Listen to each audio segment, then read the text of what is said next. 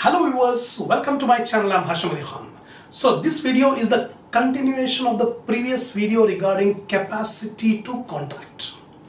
So in the last video I have explained you that who are the persons who are competent to enter into a valid contract. So according to section 11 of the Indian Contract Act 1872, or every person is competent to contract if he is of the age of majority, according to the law to which he is subject, is of sound mind and is not disqualified from contracting by any law to which he is subject.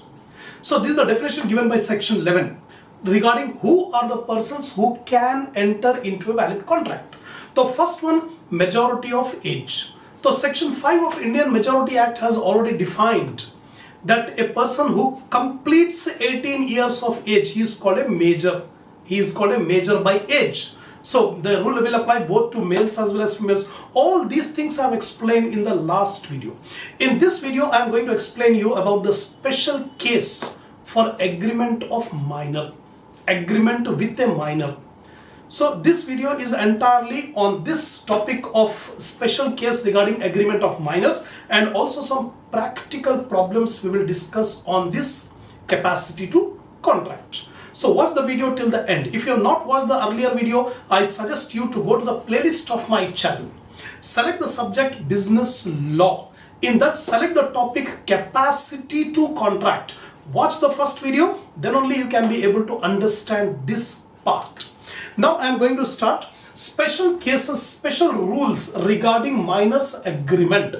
When a minor enters into an agreement, what will be the consequences according to Indian Contract Act?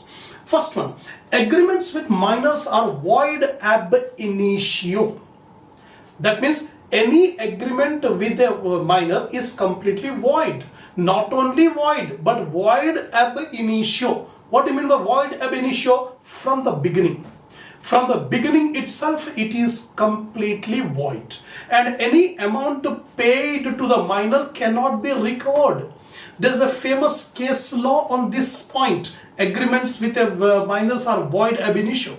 In a particular case, a lady is giving a loan to a minor child by mortgaging his property. So already the total loan amount was 20,000. The agreed amount, the loan is to be given by the lady to a minor. The loan amount is 20,000, out of which 8,000 already she has paid. Now after that, she has made the agreement that when paying the balance amount, a mortgage deed will be made on the property of the minor. So when balance is to be paid, the minor has refused to take the balance. The lady goes to the court of law for judgment. The court dismissed it, saying that you cannot force the minor to enter into a mortgage agreement. You cannot force. And whatever amount you have paid to the minor, you cannot be able to recover. That was the judgment given by the court of law. So what does it mean? Any agreement with a minor is void ab initio. From beginning itself, it will be void. First point. Second point, agreements made for the benefit of minors can be enforced by them. Agreement made for the benefit of minors. If in an agreement the benefit goes to the minor, then that agreement can be enforced in a court of law. Again, when an agreement is made between a major and a minor in which the minor is beneficiary, then it can be enforced by the minor. If in a particular case the minor is the beneficiary, then minor can go to the court of law and enforce the agreement because he is the beneficiary. Again, one famous case law is there. A major person has purchased some goods on credit from a minor. The minor is running a provision store, actually that belongs to his deceased father. The father of that minor was expired.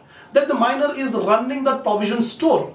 He has supplied goods on credit to a major person, but the major person is not paying the amount. So the minor has put a court case against that major person. The court directed the major to pay the amount because he is the beneficiary. The case law is enforced because in a case the minor can be beneficiary. So again, agreements made for the benefit of minor can be enforced. Agreement for the supply of necessaries of life to minors can be enforced. Agreements for the supply of necessaries of life to minors can be enforced. That means if a major person has supplied the necessaries to the minor, necessaries means like food, shelter, clothing, these are the bare necessaries. So if a person has supplied the bare necessaries, then the person can be able to recover the amount from the property of that minor. A minor is not personally liable.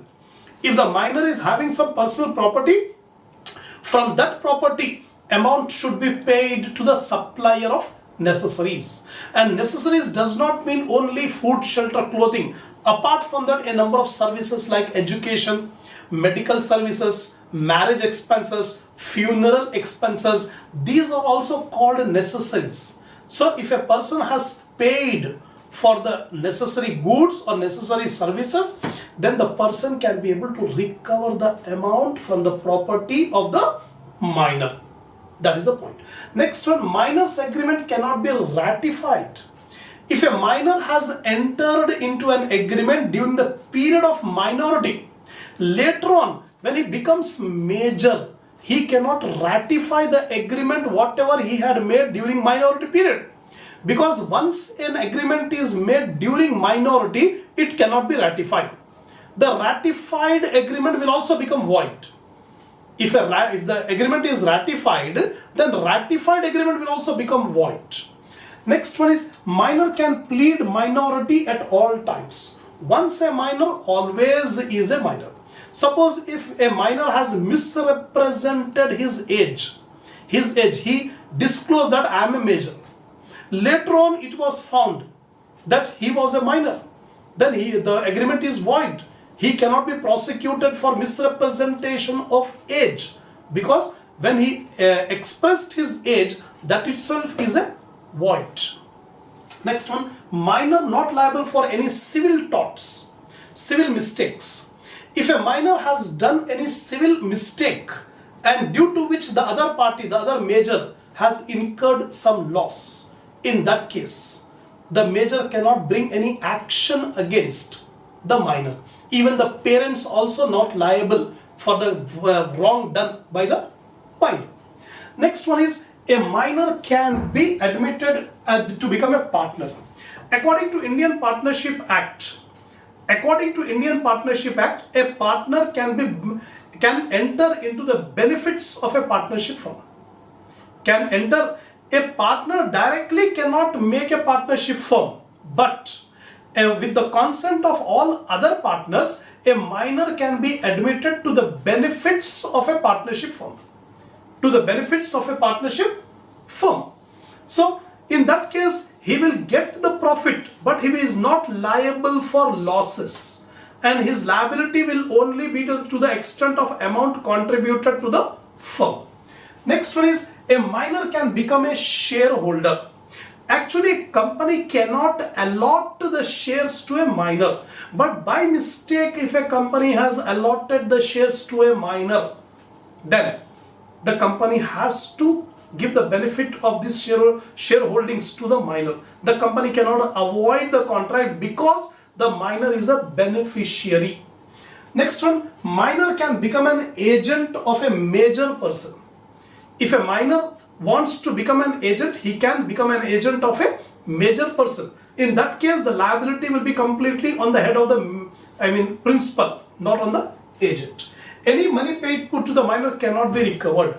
Suppose if a major has paid some money to the minor, the amount cannot be recovered from the minor. So these are the special cases regarding the agreements of minor.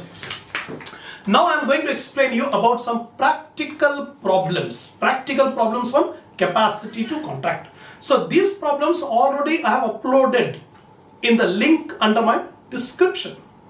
So take a printout and keep it ready before start watching these problems. First problem, Lalan, a minor student, was supplied by Bhola with necessary books on credit for rupees 1000.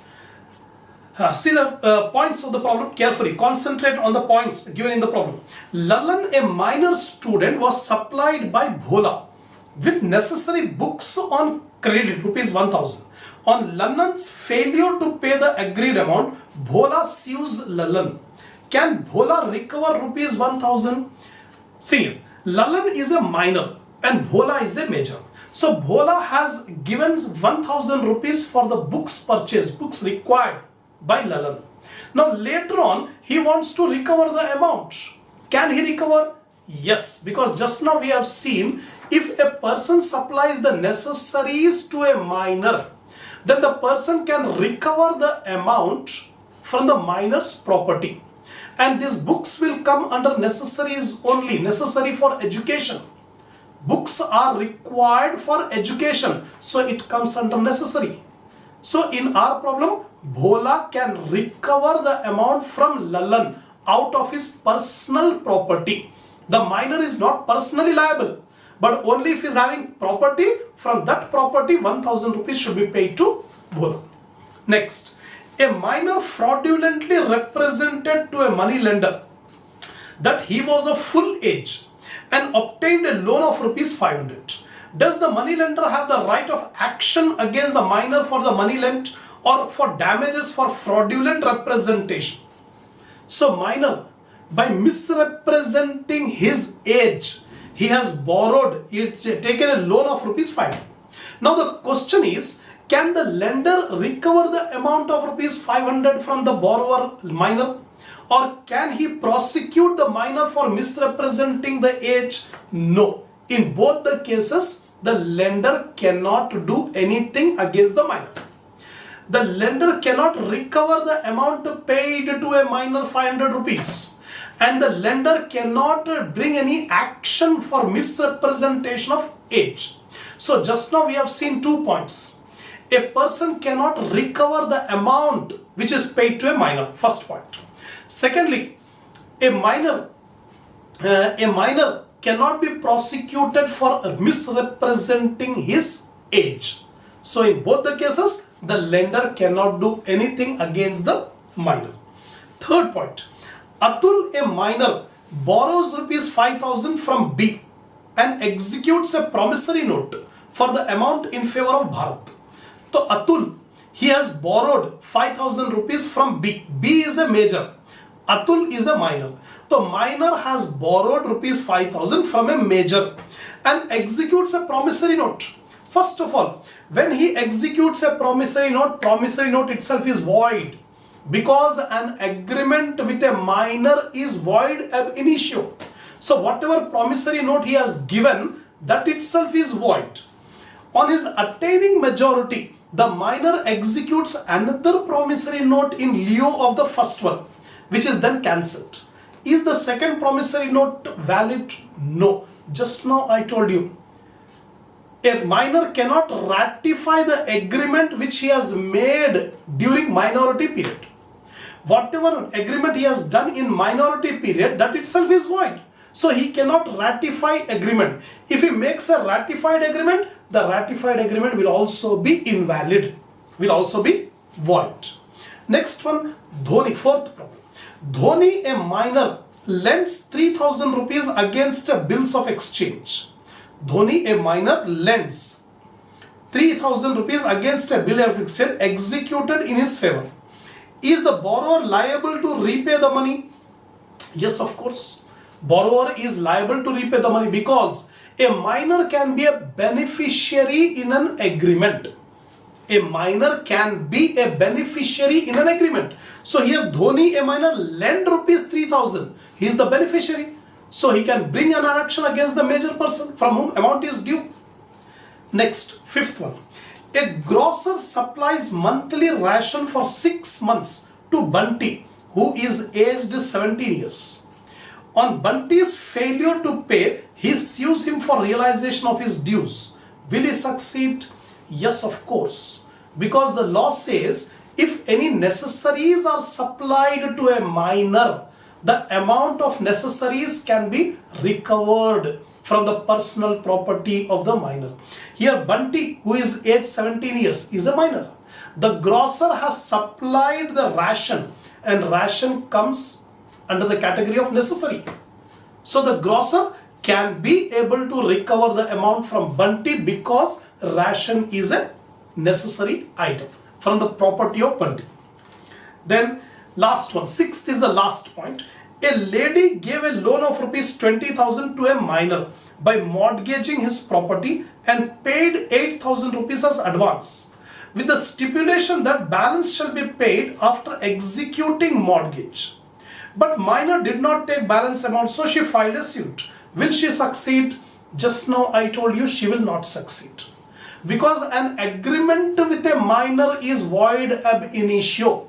Here in this case, lady entered into an agreement with a minor that he will give a loan of 20,000 to the minor by mortgaging his property.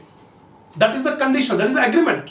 So agreement will be made when she paid completely the loan amount. Right now she has paid 8,000 rupees advance out of 20,000. Out of 20,000 loan amount, 8,000 rupees advance she has paid. And afterwards, when she wants to mortgage the property, the minor refused to enter into a mortgage agreement. The lady goes to a court of law. The court of law dismissed the case, saying that an agreement with a minor is void. You cannot force the minor to enter into a mortgage agreement. You cannot force the minor to enter into a mortgage agreement. That means whatever you have paid, 8,000 rupees advance you have paid to minor, that amount also cannot be recovered. That is the verdict of the court. That's it. So 6 practical problems I have explained you. So in this video, I have explained you about the capacity to contract. Last video I have explained all the conditions when the person will be competent to enter into a valid contract. And in this video I have explained you about the special case of agreements of minor, and apart from that, practical problems I have explained you. So if you are satisfied with my lecture, give a like to the video. Share my channel in your group, in your friend circle, so that more students can watch the video and enhance the knowledge. Give your comments on these videos. And lastly, don't forget to subscribe my channel if you have not subscribed. In the next video, I'll take up the next topic under this Indian Contract Act.